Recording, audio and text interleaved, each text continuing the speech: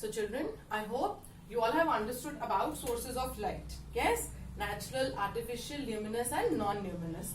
Now, in the next topic, we will start shadow. Now, what is shadow? You all must have seen your shadow falling on the ground. Yes, you all must have seen shadow of almost everything. Yes? Okay. What happens? What is shadow? See, what happens? Light always travels in a straight line. Yes? Light which comes from the sun or from any source of light. It travels in a straight line. Okay? It is never like this. Never curved. It is always straight. Sometimes it reflects back.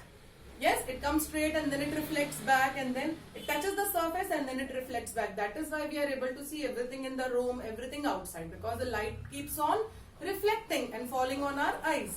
Lights keep on reflecting and then it falls on our eyes and then it forms an image in our brain, and that is why we are able to see anything. Okay. Now what happens? How is a shadow formed? See, like I have told you, light travels in a straight line in a form of beam or rays. Yes. So, wherever these rays falls, on whatever object these rays falls, the light is blocked and the other part becomes dark. Okay, the light cannot cross any object, okay, cannot penetrate inside me and then come out. No, it will reflect back. So that means what happens when light touches any object or falls on any object, on the other side of that object, the shadow of that object is formed. Okay, why?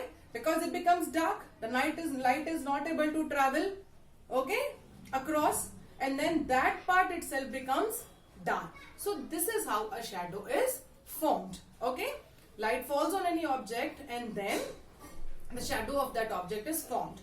Okay, you must have observed your shadow when you stand in the sun or when you stand in the room. You must have observed your shadow falling. Yes, the shadow of the object is exactly like the object.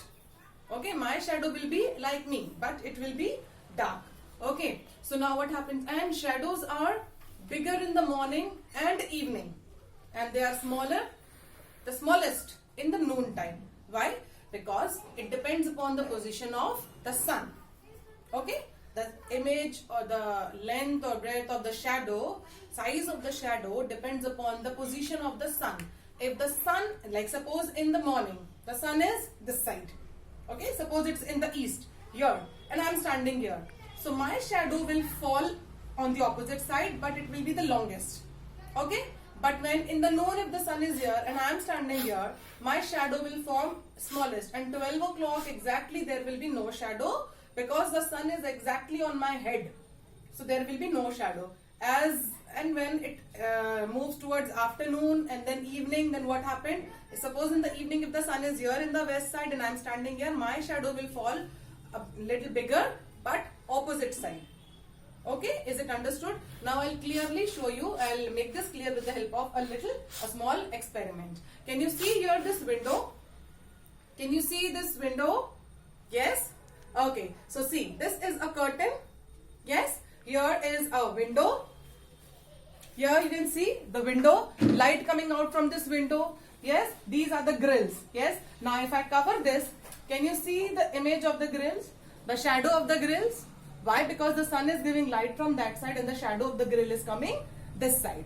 Yes? Okay, now if I open this, sunlight is coming into my room. Okay, come here.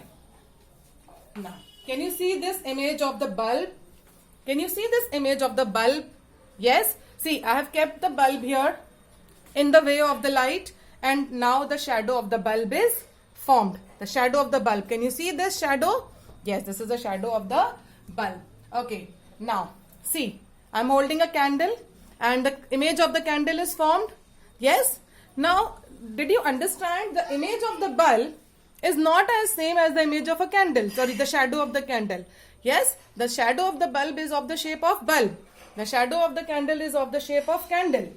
Yes, suppose I take this matchstick. Now can you see the shadow of this matchstick here? Yes, it is of the shape of the object. That means the shadow will be always of the shape of the object. So these are basically the properties of shadow, that the shape of the shadow will be almost like the object. Okay, Secondly, the shadow will form on the opposite side from the source of light. If the sun is coming from this side, the source of light is this side, the shadow would be formed to the opposite side. Okay?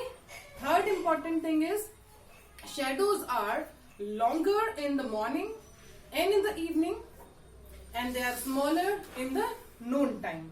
Okay? Next important thing is, shadows are always dark in color.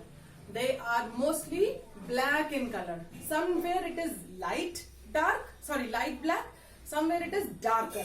Okay? But they are mainly black in color. So these are the things which you should always remember about shadow. I hope this topic is clear to you. You all must have understood what are shadow, how are they formed, and what are the basic properties of shadow. In the next class, I will explain you about types of object, that is transparent, translucent and opaque.